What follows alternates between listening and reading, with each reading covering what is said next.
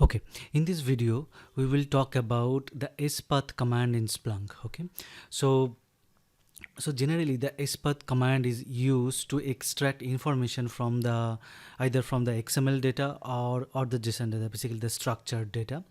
Now one thing we have to remember over here is Splunk has the built-in capability of parsing JSON file. Like if it is a pure JSON object, so then you can either choose the underscore JSON source type, okay, so or you can choose the KV mode, that means the key value pair mode automatic, so that Splunk will automatically extract fields from the JSON structured data like JSON or XML from there. Okay, now there could be scenarios like this one. Maybe I'll just show you one event data over here. Okay, so suppose this one, your if you see it's a single event over here. Okay, now the JSON data is stored as a part of your raw data over here. Okay, so if you see this part of the data or the event is basically a structured data, which is JSON, which is basically mixed inside a unstructured data over here. In lot of scenarios you could get this kind of data in your event, right? So in those scenarios Splunk provides the command SPATH to extract information from there. It will be very helpful to use the SPATH command over there. Okay, now as I said, like in other scenarios, generally if you have proper structured data, if your event is fully structured JSON format, okay, it's valid JSON format, you can always use these configurations in your props.conf, where you can say indexed underscore extraction equals to JSON, or KV mode equals to JSON in your props.conf, or underscore JSON as source type to extract the field over there. Okay, but we'll use a SPATH to extract information from the places when your JSON object will be basically mixed with your unstructured data over there. Okay, now for today's example we will use 3 files. Okay, the first file is a very complex JSON object over here. If you see, I downloaded it from the Kaggle website. Okay, so this is basically a New York opera data. So basically if you see it, like it was a huge file, so I just take two very short portion of it. Now if you see, there are a lot of programs over here, right? The orchestra, not opera, it's the orchestra data.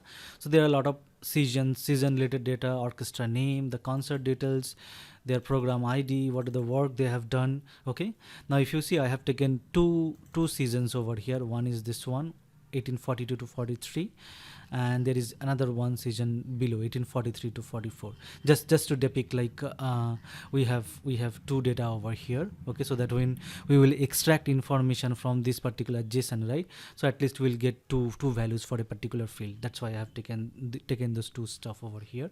Okay, now if you see, in terms of structured, it is a very complex JSON, because if you see this program's word, or basically the program key over here itself is an array over here, right, which is holding this two season data over here, right?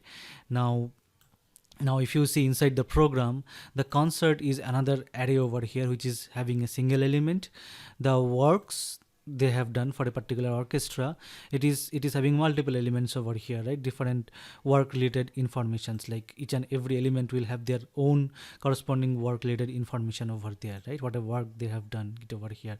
Even inside the work also, some of the work having this array as well inside over here. So in terms of structure, it's a very complex JSON. So we'll see how SPATH can help us to extract information from here. Okay, now another one, just now I show you over here, like the JSON object is basically mixed with a unstructured data over here, right? So we have basically an event which is having both structured and unstructured data together over here. And the third data file will be using a very simple XML file. This one I have taken from the Splunk documentation only. Okay, so which is basically like different authors and their titles, and we have our favorite author over here as well. Okay, so So we will try to see now how to use the SPATH command to extract information from there. Okay, now what I have done it over here, this three files I have indexed in my main index. Okay, and I have given the source type as test over here. Okay, now why I did that, because if I just show you the props.conf, I use it over there, I have given kb mode equals to none, because this file is a pure JSON file. Even this file is a pure XML file. So whenever you will try to index this data into Splunk, the by default the kb mode value is automatic, so it will automatically extract the information. So that time we do not need to use the SPATH. So that's why I thought like I'll just ingest the data using kb mode equals to none, so that I can at least show you how SPATH works over there. And regarding this one again, like if you just normally index this data, it will be fine, because Splunk will not be able to automatically extract this information like timestamp, host, this event ID over here automatically, because this is a mixed data, right? So this three data, if you see it over here, I have three different sources over here in my main index. Okay, now we will first try to see how it works. Okay, then we will see the last example of mixing data over there. Okay, now first to start with, what we'll do is we will take that orchestra data first. Okay, so that's our main data. And if you see, like as I have mentioned my source type as test, so Splunk did not extract any field over here, right? So all the full full JSON file is present over here as a single event over here, right? So now by default, this is how SPATH works. Okay, if I just go back to our mind map over here, this is the very simplistic syntax of SPATH command. So SPATH has three different inputs over here. One is the input field. This basically you need to mention which field you having that XML data or the JSON data. Okay, so if by default the field is underscore raw, now the output field is the field you want to create basically. Okay, we will see why you have to use this output command. And the path command, you basically give the dotted path from where basically this path command will be used by Splunk to extract data. Okay, let me show you one example over here. Okay, now if you see it over here, maybe for better visibility purpose, I will always refer to my notepad plus plus data, so that you can verify it properly. Okay, now if you see at the root level, we have two different keys over here. One is level, another is programs over here, right? So if I just say SPATH, okay, on top of this one, SPATH, okay, in the path variable or in the path input, if I just give level over here, okay, so basically it will extract a field called level, okay, with the value of this field called info over here. Okay, so if I just run it something like this, if you see, it created a field called info, field called level with the value info over here, right? So basically I am giving the path to find a value over here. Now similarly, if I just see it, if I just extract this whole program's structure, program's value over here, what I'll give programs. Okay, now one thing we have to remember over here, if it is an array, that means if you see this program, this whole program, so again I'll go back to my notepad, this whole program is an array, right? Because it's starting with a square bracket and ending it over here, right? That means it is capable of having multiple values over here, right? In those cases, how you extract is to mention that it is an array, we need to give if curly brackets over here. Okay, so if I just run it something like this one, if you see, Splunk has extracted information something like this one, this whole array over here. Okay, for two different seasons, because in our programs, as I said, we have two different season data, right? So one is starting from here, the season 1. So if I just show you, the bracket is ending over here, and from there the second season is starting up, right? So that's why Splunk is extracting two season data as it is, like as a full JSON object over here, right?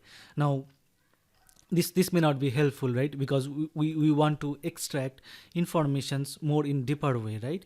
So now we have okay, before I move on to that one, okay, now if you just want to extract only a single element from that array, you can give always the index value over here. Now this is we have to remember over here, this index could be a numeric value. Generally for JSON it is always a numeric value, and it is always start with 0. Now it could be a string as well. Generally it happens when we deal with XML data. Basically you want to access the XML file attributes over there. Okay, we'll see in this video only. So suppose if I just want to extract only the first season over here, what I'll do, I'll give a 0 over here. Okay, in the programs I'll give a 0 over here, right? So in that case Splunk will only extract a single value over here. If you see, for the first season, it did not extracted the second season over here. Okay, now let's remove that one.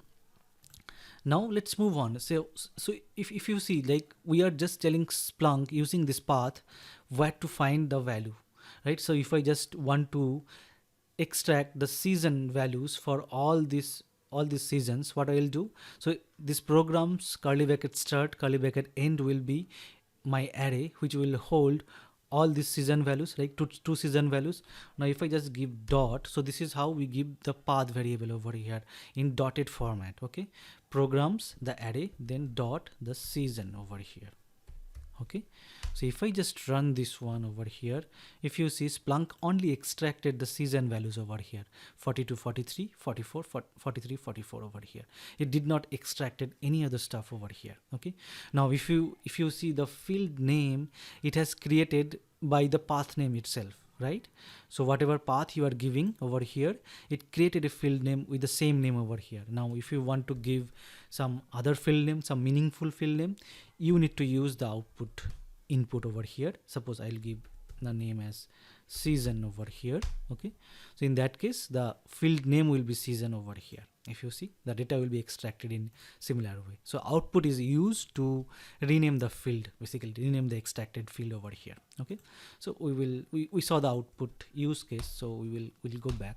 Okay, it will be easier to find it out what it is extracting over here. Okay, now let us try to go back to our notepad plus plus and try to extract some more information. Now to start with, we have extracted the season value over here, right? So what about array inside an array? So program itself is an array. Now concert is another array over here. If you see, it is having a single element. Okay, but it is starting with the square bracket over here. So to extract the concerts, what we'll do is, again in similar way, we have already given a path till programs over here, right? So inside the programs, for each and every element of program, there is a field called concerts over here, which itself is an array. So we'll give dot concerts over here. Okay, concerts, and as concerts is an array, so we have to give this curly brackets over here. So if you see, it extracted those concerts value over here.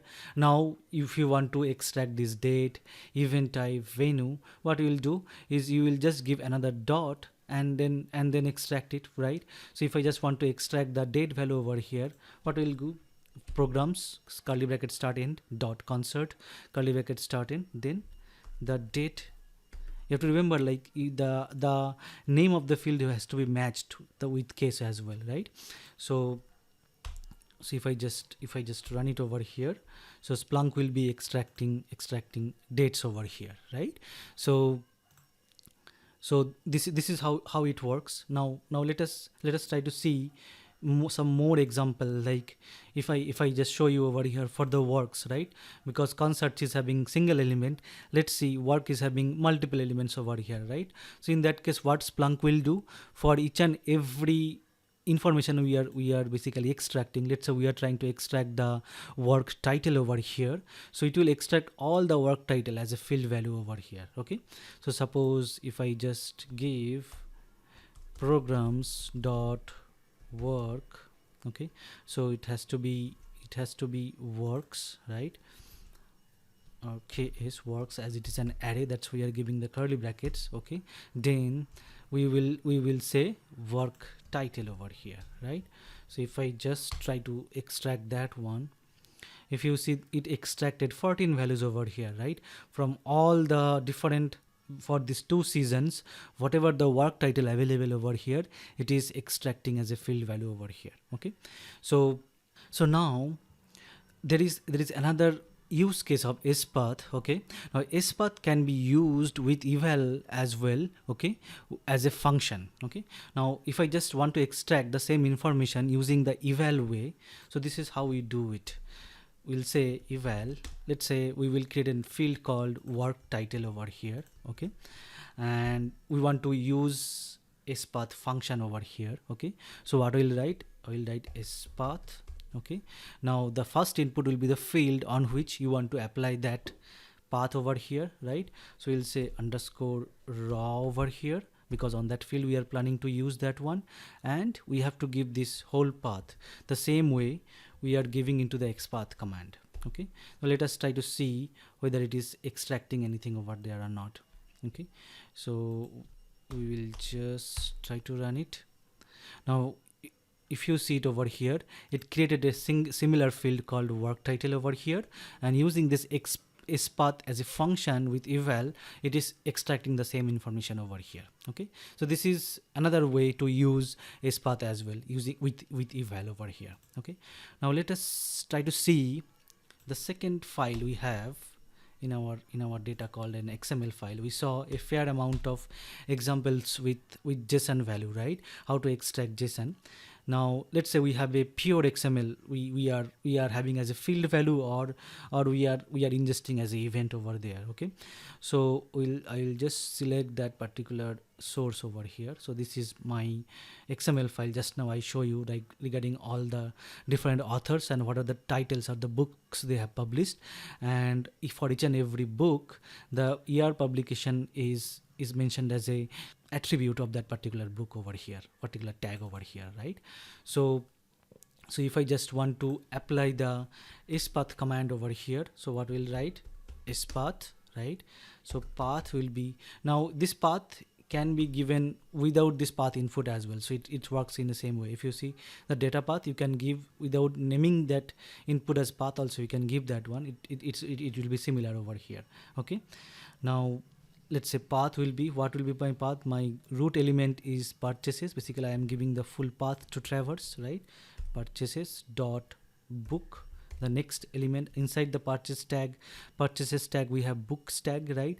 Now inside the books tag, basically we want to extract the information of year published over here, right? So inside the books tag we have a title tag over here, right? So let's give that one title over here. Now if you see, this title tag is actually appearing more than once over here, right? That means it's an array like behavior over here, so I have to mention the title something like this one. Okay, now let us run that one.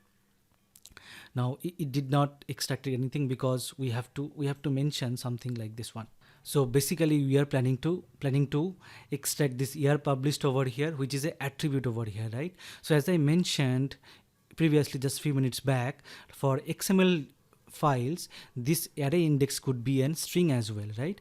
And if you want to access a particular attributes over here, okay, for a particular tag, so you have to give @ and the attribute name over here. So I'll just give year published over here. Okay, so if I just mention this one and run this particular command over here, if you see, Splunk is extracting all the publication years over here as a value of this particular field over here. Again, you can use this output to rename that particular field as well. So it is almost already there over here. Okay, so this is how you extract the information from the XML file as well. Okay, now let me go back over here, okay, to our last file called where our unstructured data is basically mixed up with the structured data JSON, right? If you see that at the end of this particular event we have a proper JSON file over here, right? So what first we have to do in this kind of scenario is we have to basically extract this JSON as a field value over here. Okay, so that's why what I have done is I just created this field using a regular expression.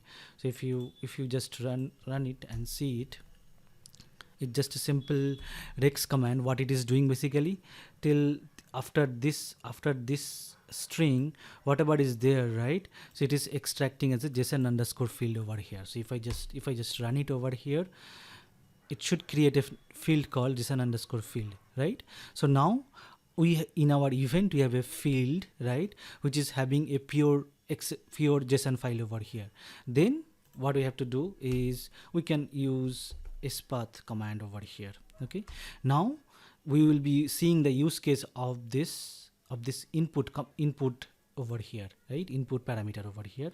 In this case, I have to give my input as JSON underscore field, because this time I am not working with the raw data, right? I'm extracting the information from the JSON underscore field over here, right? Now if you see, this is starting with a square bracket, right? That means it's a array over here, right? So in the path, what I'll give first this one, because it's starting with the array itself, right? That's why I'm giving a empty curly bracket start and curly bracket end over here, right? Now I can extract any of this field over here. Let's say I want to extract timestamp value over here, right? So I'll just give this one. So it should create a field called timestamp over here. If you see, now you can always again use the input output parameter to rename this field as well over here, right? Similarly, you can extract the country field as well over here in similar way. Okay, so it should create a field like something like this one, Canada over here. Okay, now if you see, like it is not always very feasible, like to give the exact path and extract the fields over here one by one, right? Now SPATH command has another feature, like if you just run the SPATH command on a field or on the raw field which is having a pure JSON or pure XML file, SPATH can run in auto extraction mode as well. Okay, to show that one, what I'll do is I'll just go back to that JSON file we have, okay, the orchestra data. Now if you see, currently it is not extracting any field over here. Now if I just run simple SPATH command over here, okay, so what will happen? If you see, Splunk is automatically extracting all this, whatever key value pairs it is finding in our events over here, and it is correspondingly extracting data like this one. Okay, the composer name, conductor name, the location, event type, date, everything, it is venue, everything it is extracting automatic way. Okay, so this is another use case of XPath command. When ever for a particular field or in your raw data itself you have a proper JSON, you can run SPath in auto extraction mode, so it will try to create fields accordingly over there. Okay, so this is how the SPATH command works in Splunk. So basically the main use cases, I can see it over here, like when you have mainly the structured data is part of your unstructured data, then basically you segregate the structured data, okay, and then use that SPATH command to extract fields from there. Okay, hopefully this video is helpful. See you in next video.